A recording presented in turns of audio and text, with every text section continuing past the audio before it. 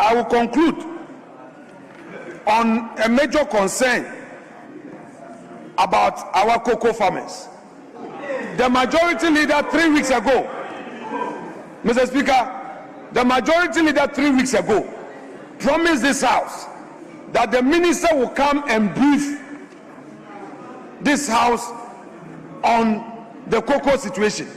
Mr. Speaker, farmers continue to suffer because of this haircut. The minister sat in his ministry to address the press, did not tell us the market volatility, the effect on the farmers, and how much, if government was to subsidize, how much it was going to cost government. Mr. Speaker, we are already aware of the 7 billion losses at Gold Board, as reported by IMF. It's not opposition report. It's IMF saying that as at end of year, Gold Board transaction losses amounted to 7 billion cedis. We should be concerned. We should be concerned. That is what IMF is saying. So, Mr. Speaker, if we cannot address some of these things, then we are in difficulty. We are in a very serious situation. Mr. Speaker, our soldiers in Lebanon, we know that the finance minister is an acting defense minister. He should find time to brief this House. People have left their families, they are on peacekeeping, and they are being bombarded. They don't know about their safety. And an important national issue, this government has not found space to address Parliament. So it remains a social media matter. Mr. Speaker, it must not continue like this. The Minister of Defense must be programmed to come and brief us about the situation of Ghanaian soldiers on peacekeeping in Lebanon. It's very, very important. He does that with all the agency. We can't allow that to be another gallery talk. Mr. Speaker, that said, I would want the majority chief whip to come and respond to some of these issues so that I take him to the next round of issues. Thank you so much.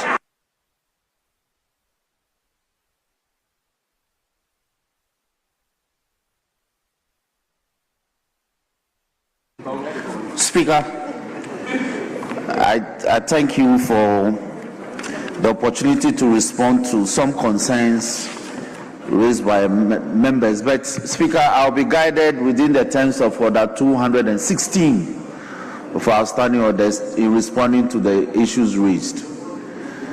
That is issues that pertains to the content of the business statements I presented to the House. Speaker, in doing so, let me touch on the issue raised by Professor Kingsley Nyaku. We are all concerned regarding the presence of members when it's time for us to commence business. Ever often, Speaker is ready. Speaker gets ready by 11:30. If sitting is adjourned to commence at midday, Speaker often is ready by 11:30. It is just members whose unavailability makes it difficult for him to start exactly at 12. Anytime meeting is adjourned to 2 p.m., by 1:30, Speaker is ready to hold conclave. Again, it's our numbers that prevent him from starting exactly at 2. So colleagues, this goes to us. If we are ready at 12, Speaker will start exactly at 12. If we are ready at 2, Speaker will start at 2. So let's consider this. Then 2. His question in respect of the guidelines for the statements, that we should rather move away from limiting the length of the statement to 2 pages to dealing with word count and also the font size. Well, it's a suggestion that business committee will consider, Mr. Speaker. We'll look at it. Then the Honorable Asafo Ejeyi also join him in speaking about the limitations that the guidelines imposes, and therefore also proposes that we should look at the font size. That will be looked at. Then, of course, Charles Forson also joined him. So it's all about whether we should rely on word counts to measure the length of the statement, or we should limit it to number of pages. So that will be considered. Then Dr. Boakun also is about word counts. So that's about it. Susu, again, Dr. Susu also joined them. Now, the second deputy minority whip is requesting that the president be invited, no, the foreign minister be invited to speak to some foreign travels by the president. Speaker, I'm unable to respond positively to that because it's not an issue that business committee considered. In any case, we have already provided for ministers to come and make statements. So if this is the sense of the House, I believe that will be accommodated by that provision. Mr. Speaker, again, the Honorable Jerry Shaib speaks of some promise by the supposed promise by the foreign minister to build airports. I don't think that any such promise was given. So I am unable to speak to that positively, that he promised to build airports in every regional capital. I don't recall that. So, Speaker, that's about that. Then he made a suggestion that whether the security services will refund monies paid by applicants who have applied to be recruited into the security services as part of the ongoing recruitment exercise. I believe that it's a suggestion that somebody made, but as this House, I don't see how this House can give that directive. So that's a matter for the minister to consider. Not the minister, but the security agencies to consider or otherwise. Speaker, now the minority leader comes in with a plethora of issues that have no relationship at all with the content of the business statement. These are Friday politics, Speaker, and therefore I'm unable to speak to them, except to say that where he's making a request for the ministers to come brief the House, that has already been adequately catered for. And so within the ensuing week, we may make provision for ministers to come brief the House on matters that the House finds pertinent and important to be briefed on. Speaker,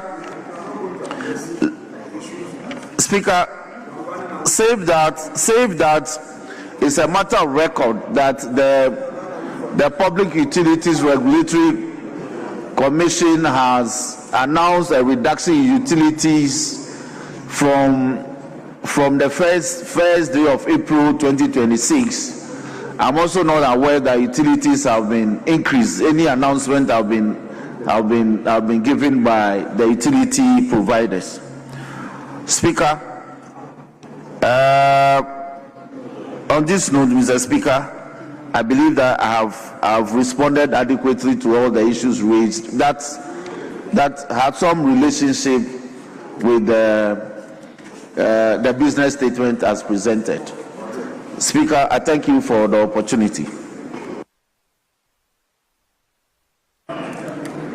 Yes, but Honorable Minority Leader. Can you the very last issue, yes, I got your communication. Mr. Speaker, Pre-Tertiary Teachers Association of Ghana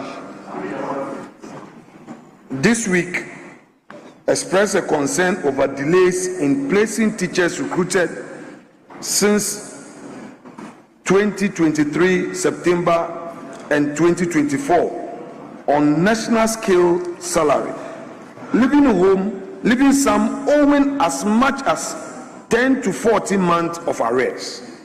Mr. Speaker, according to the Pre-Tech president, King Ali Awudu, he questioned why teachers have not received clear payment plan, unlike nurses recruited during the same period.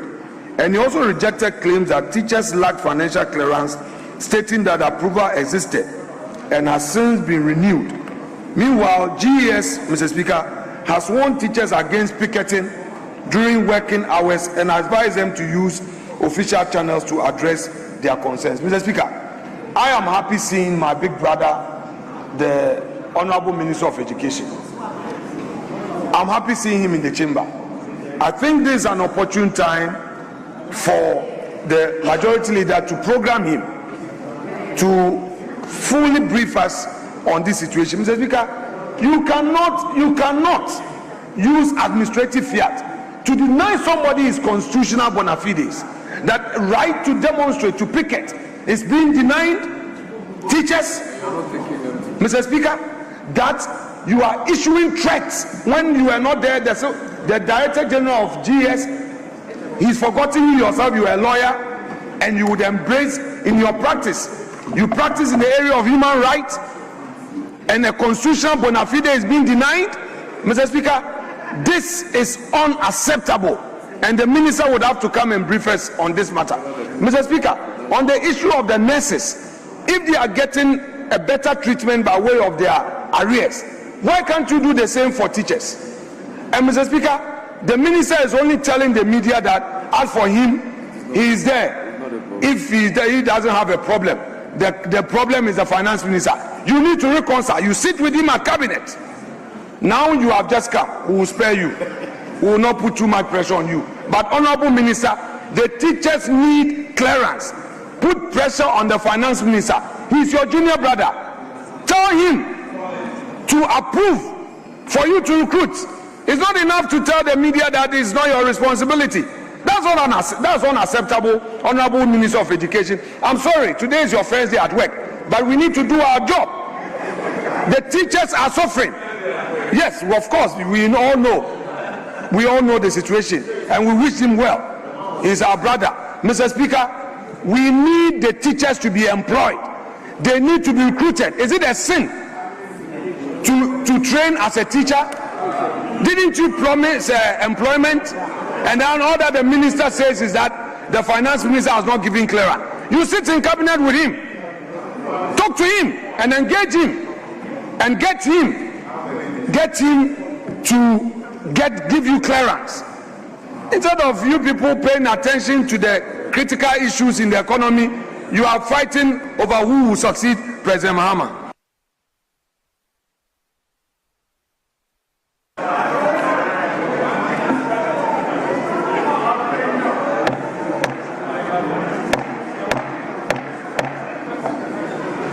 All members, the business statement as presented is hereby adopted.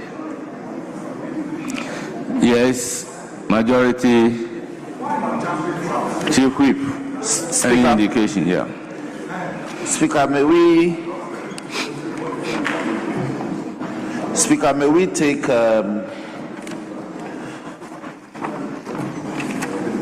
no. May I pray for the variation of order of business to take motion number 47, Mr. Speaker.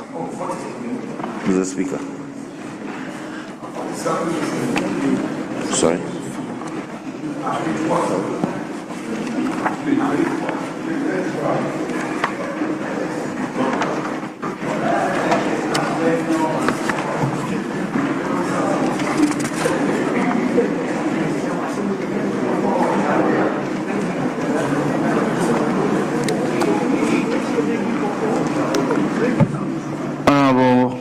Minority, motion number 47. Speaker, we have no objection. Yes, Minister for Education, motion number 47.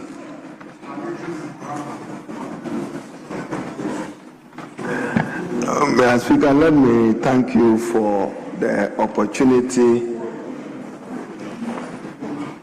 Mr. Speaker, with your indulgence and that of honorable members, I beg to move that the Education Regulatory Bodies Amendment Bill 2026 be now read a second time. And Mr. Speaker, in doing so, to draw attention to the fact that Act 1023 made charter compulsory for private universities in Ghana. Mr. Speaker, in the past, historically under the erstwhile National Accreditation Board, charter has never been compulsory. It's always been optional. Mr. Speaker, government recognizing the contribution of private tertiary institutions in the country, numbering over 79, have made significant contribution to the provision of higher education in Ghana and quality education across the country. Mr. Speaker, forcing all these institutions to charter, as it appears in the current GTED Act, Act 1023, may lead to the collapse of some 79 private institutions who do not have the capacity to stand on their own, as affirmed by the Ghana Tertiary Education Commission. Mr. Speaker, that probably can even increase our current unemployment situation and become a disincentive for Ghanaians who want to contribute to the development of the country by investing in the provision of quality tertiary education at the private level. Mr. Speaker, let me assure this House that, as the President observed in his State of the Nation address, the intent of this is to make charter optional in Ghana. So if an institution subject to mentoring thinks that they have satisfied the requirement and can bid on their own, they may request to be chartered, which will allow them to award their own degrees and diplomas and other related qualifications. Now, Speaker, from institutional and program accreditation undertaken by GTEC, academic audit is a significant part of what GTEC does, in addition to quality assurance layer, which was removed by GTEC. When this charter is reintroduced to ensure the continuous quality assurance of all institutions who may not have chartered. Mr. Speaker, policy approval of programs